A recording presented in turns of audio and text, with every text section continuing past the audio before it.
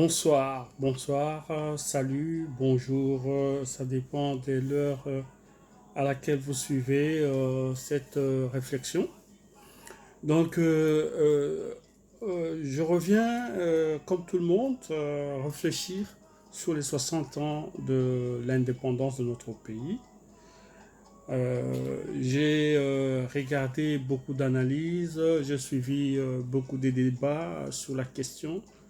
Il m'a semblé que la plupart des débats passent inaperçus. Un côté qui me tient énormément à cœur. Voilà pourquoi je reviens pour que nous réfléchissions ensemble beaucoup plus dans cet aspect-là. Hein, donc sur cet aspect-là des choses. Parce que je crois que c'est tellement important que on ne peut aller nulle part sans bien examiner ce côté-là. Alors, donc, moi, j'ai fait cette analyse sur l'indépendance, sur les 60 ans d'indépendance de la RDC. Euh, le bilan actuel de cet état d'indépendance me dit que les 60 ans nous ont laissé simplement des dirigeants malades. Hein. Je vais m'expliquer. C'est des dirigeants malades, euh, euh, donc psychologiques. Pourquoi j'ai dit que nous avons des malades psychologiques? Vous-même, vous avez suivi avec les révélations récentes, le procès des 100 jours. Il y a pas mal d'autres procès qui vont s'en suivre. Vous avez suivi le comportement de l'ex-ministre des Justices qui s'est comporté vraiment en petit enfant, qui parlait des Yémei. Donc, vous avez suivi le déroulement enfin, tout le spectacle avec l'Assemblée nationale. Et cela me pousse à conclure que nous avons des dirigeants malades. C'est vraiment des dirigeants malades psychologiques. Et je vais vous expliquer comment nous en sommes arrivés là, à avoir des dirigeants malades après 60 ans de soi-disant indépendance. Donc, mon explication est comme le suivant. Pour moi, tous ces dirigeants, ce sont des malades qui ont été traumatisés par le système mis en place. C'est des victimes traumatiques du système mis en place. Le système mis en place par l'esclavagiste d'abord, et puis par le colonisateur ensuite, suivi des différentes dictatures. Rappelez-vous que quand le colonisateur est arrivé, il avait un modus operandi. Donc, il fallait appliquer un modèle de colonisation. D'abord, un modèle d'esclavagisme. Parce que, rappelez-vous, la RDC était une propriété privée du roi Léopold II. Et elle l'a été comme ça pendant plus de 23 ans. Léopold II n'avait jamais foulé ses pieds au Congo. Mais il dirigeait le Congo de l'extérieur comme sa propriété privée, comme sa ferme. À l'issue de ces 23 ans, c'est la Belgique, maintenant, l'État, qui a pris maintenant les rênes et qui a commencé la colonisation. Mais les méthodes utilisées étaient les mêmes. Entre autres, l'arme qu'il fallait utiliser, il fallait détruire systématiquement l'histoire. En détruisant l'histoire, on détruisait en quelque sorte l'identité. Il fallait détruire la langue. Il fallait détruire tout notre système de valeurs. pour que nous soyons des choses, pour que nous soyons des individus manipulables. Et cela se faisait avec une telle violence, avec une telle force d'oppression que les autochtones n'avaient que deux alternatives. Soit il fallait s'aliéner, soit il fallait s'adapter. Quiconque s'opposait à ce système était éliminé systématiquement. Voilà pourquoi nous avons nos héros tels que, en commençant par les Kimpavita, et en passant par Kimbangu, Lumumba, ainsi de suite. Mais nous avons des héros récents tels que nos jeunes qui sont tombés sur le champ de bataille pour la démocratie. Pourquoi? Parce que c'est toujours le même système qui a continué.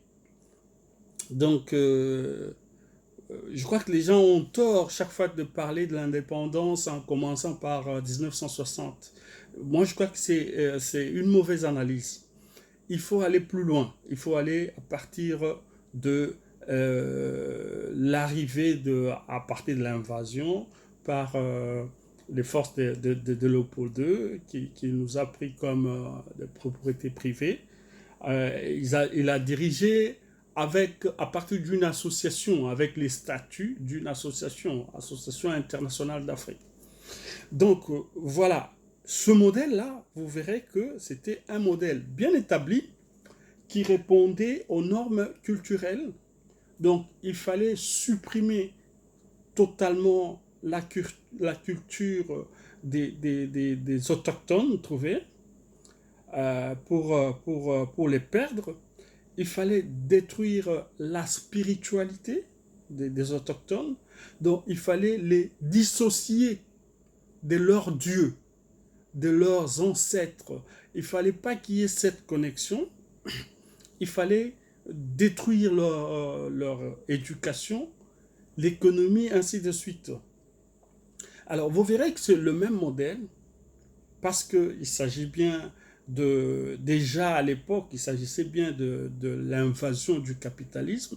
C'est le même modèle qui a été utilisé en Amérique, par exemple, raison pour laquelle vous voyez les Noirs américains se battre jusqu'au jour d'aujourd'hui, parce que le modèle en soi n'a jamais été changé. Comme dans le temps, les Noirs américains étaient amenés dans les plantations en tant qu'esclaves, au jour d'aujourd'hui, ils sont emmenés dans les prisons, toujours comme esclaves. Et le système carcéral américain est très très bien structuré, tel que tout jeune garçon ou tout homme à partir de bas âge, en entrant déjà à l'école, il est déjà destiné à finir en prison. Il faut vraiment un très bon encadrement, une vigilance pour que l'enfant termine le cycle d'études. Sinon, il termine en prison. Et s'il ne termine pas en prison, il va écoper un antécédent judiciaire. Lequel antécédent judiciaire va l'empêcher à progresser, à aller plus loin. Donc, et pourtant, vous savez, ou je ne sais pas si vous le savez, dans les prisons, c'est pratiquement une plantation. Parce qu'ils travaillent à moins cher, si pas gratuitement, et il y a des multinationales qui les font travailler, qui produisent des trucs qu'ils vendent, et même à très cher, à partir de la prison. Donc, c'est le même système, le même modèle qui a été utilisé. Alors, imaginez que c'est ce modèle-là qui a été utilisé aussi sur le Congo. Alors, ce modèle était tel qu'il fallait détruire le mental du Congolais. Le mental du Congolais a été dérangé de plusieurs façons. en utilisant la chicotte, en utilisant des insultes ou des paroles blessantes du genre macaque ou sale bête ou tout ce qu'il fallait pour enlever l'estime de soi, pour enlever la confiance que le Congolais pouvait avoir en lui. Ainsi donc, ce modèle-là est utilisé partout contre le noir. Nous avons déjà discuté pourquoi le noir. Ça, c'est un autre débat parce que, évidemment, le noir a des caractéristiques assez particulières dont on n'a pas le temps d'énumérer ici. Mais ce système-là, qui était d'une oppression sévère, on a amputé les mains des gens à cause du caoutchouc. On a coupé les mains, on a fouetté les gens à la chicotte comme Bakanja. On a tous ceux qui étaient un peu rebelles, qui étaient révolutionnaires, on les éliminait systématiquement. Donc, vous voyez que cette dictature ou cet esclavage a continué avec la colonisation, a continué avec les différents régimes dictatoriaux jusqu'au régime de Shinarambo. Vous savez combien de gens ont été tués pendant le régime de Shinarambo. Et cette peur, ce traumatisme-là, c'est ça que vous trouvez dans le chef des gens du FCC. C'est des gens qui ne sont plus sûrs d'eux-mêmes. Ils ne sont pas fiers de leurs valeurs. Ils ne sont pas fiers de ce qui... C'est pour ça que nous avons dans le FCC même des professeurs, mais qui raisonnent comme des automates, comme des robots. Pourquoi? Parce que la peur que Shinarambo leur a infligée, cette peur-là, mélangée à la peur qu'ils ont héritée de leurs parents. Parce que, rappelez-vous, la plupart de nos dirigeants politiques ou nos dirigeants culturels ou dans l'éducation, dans la plupart de nos domaines, tous ces gens, c'est des gens banaya. C'est-à-dire, ils ont hérité de leurs parents. Et ils ne font que ce que leurs parents faisaient. Alors, rappelez-vous, toute cette classe politique à partir du temps des Kasavubu, vous-même vous savez comment Kasavubu a pris sa présidence. C'est pas pour rien que le Mumba, qui était un peu le sang bouillant, l'a challengé pour s'improviser avec un autre discours, parce qu'il était très oui-oui, donc il était le genre à faire tout ce qu'on lui demandait par les envahisseurs, les colonisateurs et autres. Et donc la plupart des parents de l'époque, ils avaient ce comportement-là de Kasavubu. C'était des gens oui, oui, oui. Donc juste, il fallait faire, pour être en paix, il fallait faire ce que le monde les demandait. Il ne fallait pas se poser de questions, il ne fallait pas réfléchir.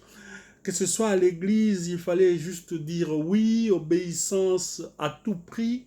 Donc, on ne pouvait pas, on ne pouvait pas challenger, on ne pouvait pas remettre en question une idée, un ordre ou quoi que ce soit qui vient de l'Européen. Alors, ce comportement-là, la plupart de leurs enfants les ont hérités. Parce que, comme vous le savez, les enfants héritent de nos comportements. Ils n'ont même pas besoin que vous les mettiez là à leur expliquer. Donc, ils observent et ils retiennent tout de suite. Hein, le social learning. Donc, nos dirigeants actuels, vous remarquerez que la plupart, ils sont banaya. Or, leurs parents faisaient partie de la classe des évolués, comme on a appelé. Et qui dit évoluer, il fallait passer par l'école européenne, c'est-à-dire l'éducation européenne. On leur donnait même des brevets ou des diplômes, si vous voulez, pour sanctionner que non, cet individu a suivi, a appris toutes les leçons que nous voulons qu'il apprenne, et il a appris à répondre à nos normes, à nos desiderata, à faire comme nous. Pourtant, si quelqu'un apprend à faire comme eux, ça veut dire que cette personne est coupée de la base. Il est coupé de nos villages, il est coupé de nos coutumes, il est coupé de nos mœurs. Voilà pourquoi la plupart de ces gens-là, vous trouverez des gens comme les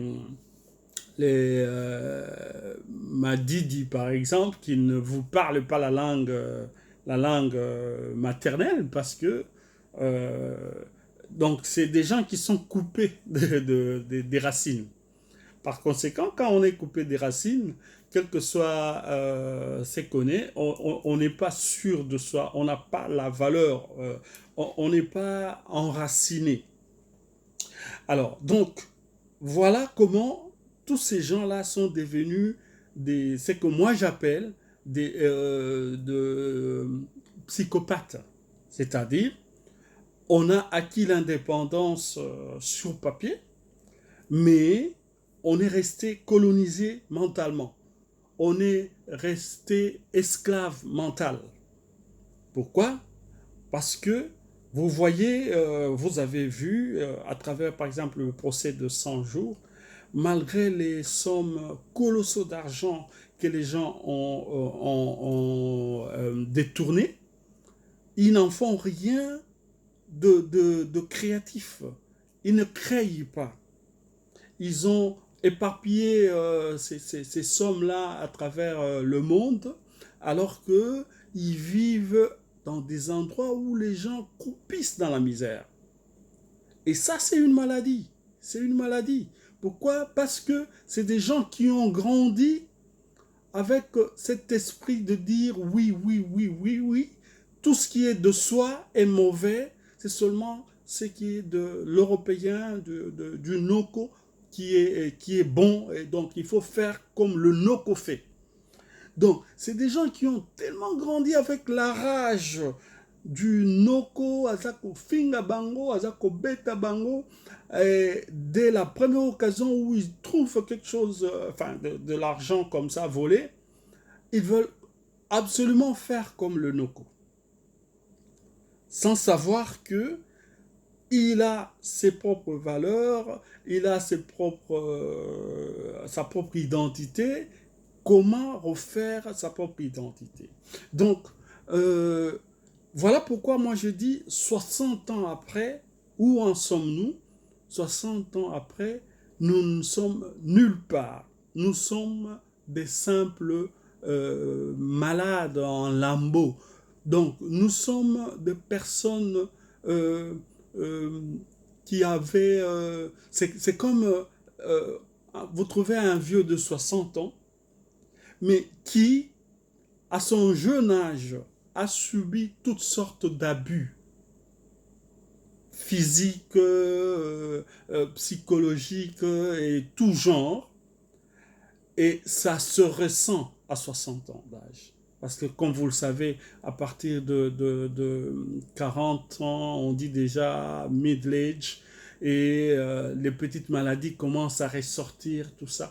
Et la plupart de ces maladies qui ressortent, c'est des maladies qui sont congénitales. C'est-à-dire, c'est des maladies qu'on a acquis par la naissance, selon les parents.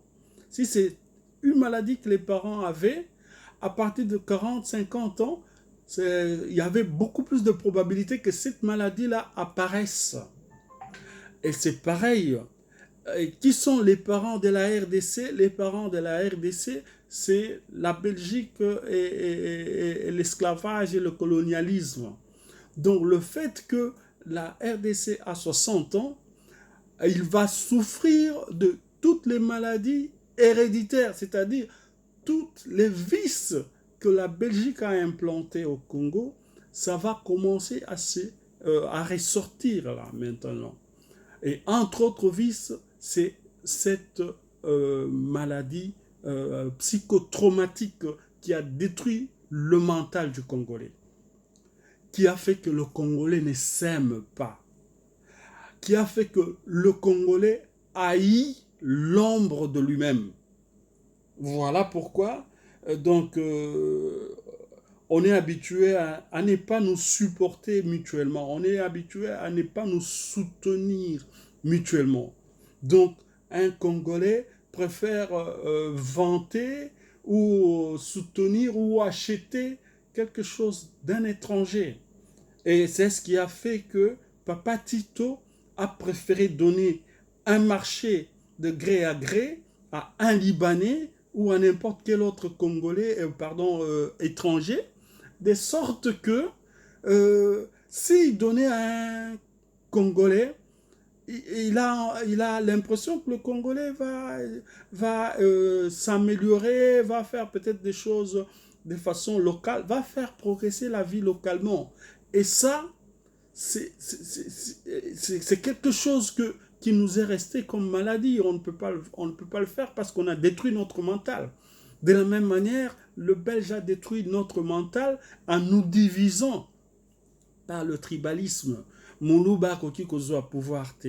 C'est des façons, il y a des gens qui s'accrochent à cette théorie-là jusqu'aujourd'hui.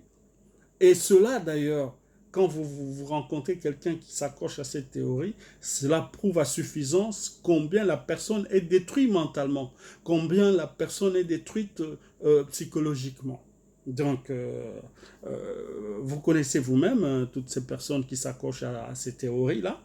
C'est des personnes qui ont hérité de ce traumatisme psychologique, mental, de tous les régimes oppresseurs. Bon, maintenant, 60 ans après, qu'est-ce que nous devrions faire? C'est pour ça que j'ai dit, beaucoup de débats, les gens épinglent des questions, mais ils oublient d'épingler la question, cet aspect ici qui est de fond, qui est incontournable. Nous avons acquis d'un modèle qui nous a détruits, d'abord mentalement. Alors, pour que nous démarrions, il nous faut d'abord nous guérir de cette maladie mentale. Il faut d'abord nous guérir de ce traumatisme. Parce que lorsque nous aurons guéri, c'est à ce moment-là que nous allons commencer à créer tout à partir du début. Parce qu'on était détruit mentalement, on a gardé le seul chemin de fer que l'on a depuis presque 2 siècles, sans pouvoir non seulement raccorder d'autres réseaux ferroviaires, mais sans même entretenir le seul chemin de fer que l'on a. On n'est pas à mesure de créer. Donc, il va falloir que nous fassions des gros efforts pour nous guérir mentalement, de façon que nous puissions booster ou pousser l'âme d'invention ou l'âme, comment je peux dire ça? Donc, de façon que nous puissions booster l'esprit là de construction, l'esprit de création, de créativité. Parce que nous devons tout créer par nous-mêmes. Nous devons créer notre système culturel. Nous devons le renforcer parce que c'est la base. Ce sont les racines. Vous ne verrez aucune gratte-ciel, aucun immeuble qui est très élevé sans qu'il y ait de sous-sol sur cet immeuble-là.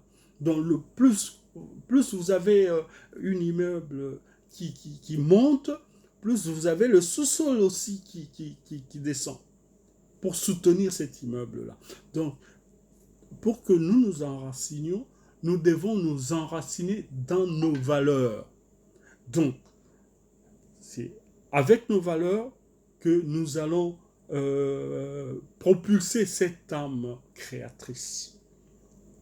Les gens parlent beaucoup de certaines tribus, mais vous remarquerez que la plupart des tribus dont on parle de ces tribus parce que ce sont des tribus qui sont enracinées dans leurs valeurs, surtout dans les valeurs ancestrales. Et le colonisateur et l'esclavagiste connaissaient ces valeurs-là. Voilà pourquoi il a tout fait pour que le Congolais s'en sépare. Parce que c'est de là que vient cette force-là créatrice. Donc nous devons être en mesure de créer from scratch notre système culturel, notre système éducatif. Nous devons être en mesure de dire, voilà, nous avons besoin de former autant de médecins d'ici tel nombre d'années parce que nous avons telle population. Nous avons besoin de former tel ingénieur, nous avons besoin de former tel, je ne sais pas moi, menuisier. Donc, nous avons besoin de créer notre système éducatif de façon à ce que nous formions des gens selon nos besoins. Nous avons besoin de créer à partir de rien un système économique. Parce que le système économique dont nous avons hérité, c'est le système économique extraverti qui nous a été laissé par ces colonisateurs. Vous en avez la preuve, le système de chemin de fer est extroverti, tel que il prend les minéraux au Katanga, il l'amène vers le fleuve ou bien par l'Obito, donc vers l'extérieur. Et ça marchait pour leur économie. Mais notre économie, que nous devrions créer à partir de rien, devrait être centrée vers nos besoins internes, pas des besoins externes. Donc, le système que nous avons hérité, c'est un système que nous appelons le système eurocentrique. Il est important pour que on aille de l'avant, que nous commencions à partir de maintenant à concevoir un système congocentrique. Heureusement que nous avons à présent un président de la République qui est visionnaire. Nous espérons qu'à partir de toutes les réformes qui s'opèrent, nous allons pouvoir mettre en place un bon système congocentrique qui va diriger toutes les valeurs vers le besoin du Congolais. À ce moment-là, nous pourrons nous dire que effectivement, nous devenons indépendants et nous allons commencer à marcher vers l'épanouissement réel du Congolais à partir de 60 ans. Donc, considérons ces 60 ans comme la renaissance du Congo grâce au nouveau président. Donc, voilà comment moi j'ai réfléchi. On peut toujours approfondir cette réflexion avec contradictions, des débats, ainsi de suite. Parce que, compte tenu de temps, je ne pouvais pas entrer en profondeur dans certaines matières. Donc, je vous remercie d'avoir suivi. Donc, tous vos commentaires sont les bienvenus. Big up.